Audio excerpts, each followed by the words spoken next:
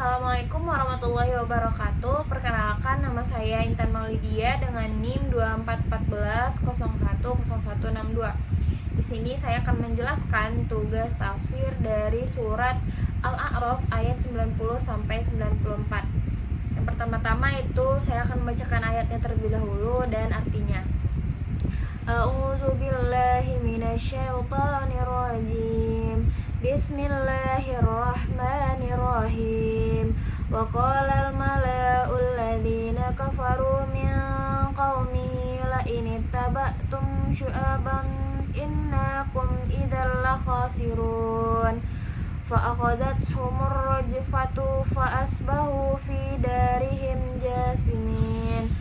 Alladzina kazzabu syu'aban ka'an lam yaghnaw fiha.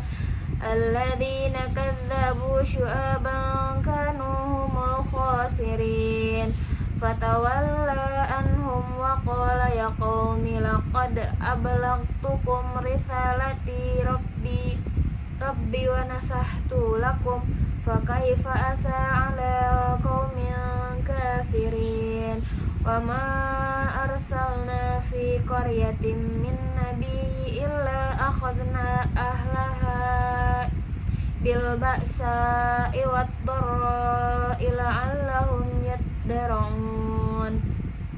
Yang artinya, dan pemuka-pemuka dari kaumnya Syuaib yang kafir berkata kepada sesamanya, sungguhnya jika kamu mengikuti Syuaib, tentu kamu menjadi orang-orang yang rugi. Lalu datanglah gempa menimpa mereka, dan mereka pun mati bergelimpangan di dalam reruntuhan rumah mereka. Orang-orang yang mendustakan Syuaib seakan-akan mereka belum pernah tinggal di negeri itu. Mereka yang mendustakan Syuaib itulah orang-orang yang rugi. Maka Syuaib meninggalkan mereka seraya berkata, wahai kaumku, sungguh aku telah menyampaikan amanat Tuhanku kepadamu, dan aku telah menasihati kamu. Maka bagaimana aku akan bersedih hati terhadap orang-orang yang kafir. Dan kami tidak mengutus seorang nabi pun kepada suatu negeri, lalu penduduknya mendustakan nabi itu, melainkan kami timpakan kepada penduduknya kesempitan dan penderitaan agar mereka tunduk dengan merendahkan diri. Selanjutnya itu asbabun nuzul dari surat Al-A'raf ayat 90 sampai 94. Ayat 90, ayat ini berkaitan dengan kisah dakwah Nabi Syuaib kepada kaumnya, yaitu penduduk Madian. Para pemimpin kaum yang sombong berusaha mempengaruhi masyarakat agar tidak mengikuti ajaran tauhid yang dibawa Nabi Syuaib. Mereka menakut-nakuti rakyat dengan mengatakan bahwa mengikuti Nabi Syuaib akan menyebabkan kerugian sosial dan ekonomi. Ayat ini turun sebagai gambaran sikap para elit masyarakat yang menolak perubahan karena takut kehilangan kekuasaan dan kepentingan duniawi. Selanjutnya itu dari surat Al-A'raf ayat 91. Ayat ini menjelaskan akibat dari penolakan kaum Madian terhadap dakwah Nabi Syuaib setelah mereka tetap dalam kesombongan dan menolak kebenaran. Allah menurunkan azab berupa gempa dahsyat yang menghancurkan mereka. Ayat ini tidak terkait satu peristiwa khusus pada masa Nabi Muhammad, tetapi sebagai pelajaran sejarah umat terdahulu agar manusia mengambil ibrah dari akibat kesombongan mereka. Selanjutnya itu dari ayat 92. Ayat ini menggambarkan keadaan kaum Madian setelah azab datang, seakan-akan mereka tidak pernah hidup makmur sebelumnya.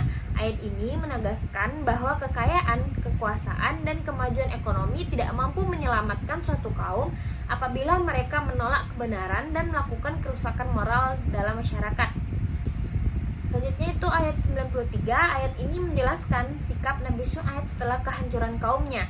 Beliau berpaling dengan penuh kesedihan sambil menegaskan bahwa dirinya telah menyampaikan risalah Allah dan memberikan nasihat dengan tulus. Ayat ini menunjukkan bahwa tugas seorang nabi hanya menyampaikan kebenaran, sedangkan hidayah berada di tangan Allah. Selanjutnya itu ayat 94. Ayat ini merupakan prinsip umum sunatullah dalam sejarah umat manusia. Allah menjelaskan bahwa setiap negeri yang didatangi Nabi biasanya diuji terlebih dahulu dengan kesulitan hidup seperti kemiskinan dan penderitaan agar masyarakat menjadi sadar rendah hati dan kembali kepada Allah. Ayat ini turun sebagai peringatan bahwa ujian kehidupan seringkali menjadi sarana pendidikan spiritual bagi mereka dan bagi manusia. Selanjutnya itu tafsir Tarbawinya dari ayat 90. Nilai pendidikan dalam ayat ini itu adalah pendidikan keberanian moral dan berpikir kritis. Islam mengajarkan peserta didik agar tidak mudah terpengaruh oleh opini mayoritas atau tekanan sosial. Dalam kehidupan mahasiswa, sering muncul tekanan mengikuti arus pergaulan atau budaya kampus yang tidak selalu benar. Ayat ini mendidik mahasiswa untuk berani mempertahankan prinsip kebenaran meskipun berbeda dari kelompok dominan. Selanjutnya itu dari ayat 91. Ayat ini mengandung pendidikan tentang konsekuensi moral. Setiap tindakan kolektif masyarakat memiliki akibat. Pendidikan Islam mengajarkan bahwa kesombongan intelektual, manipulasi, dan penolakan terhadap kebenaran dapat membawa kehancuran, baik secara individu maupun secara sosial. Mahasiswa diajarkan bertanggung jawab terhadap ilmu dan sikap yang diambil dalam kehidupan akademik dan sosial. Selanjutnya itu dari ayat 92, nilai tarbawinya itu menekankan bahwa keberhasilan duniawi bukan ukuran keselamatan hidup. Pendidikan Islam mengarahkan mahasiswa agar tidak hanya mengejar prestasi akademik, popularitas atau materi, tetapi juga menjaga integritas, kejujuran, dan nilai spiritual sebagai fondasi keberhasilan sejati. Selanjutnya itu dari ayat 93.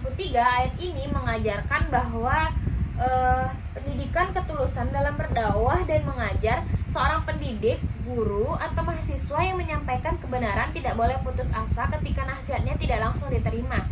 Tugas manusia itu adalah berusaha menyampaikan dan memberikan contoh yang baik, bukan memaksakan perubahan kepada orang lain.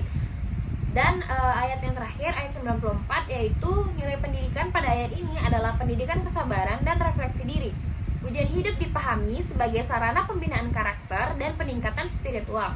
Dalam kehidupan mahasiswa, kegagalan akademik, kesulitan ekonomi, atau tekanan belajar dapat menjadi proses pendidikan mental dan spiritual agar lebih dewasa, rendah hati, dan mendekatkan diri kepada Allah.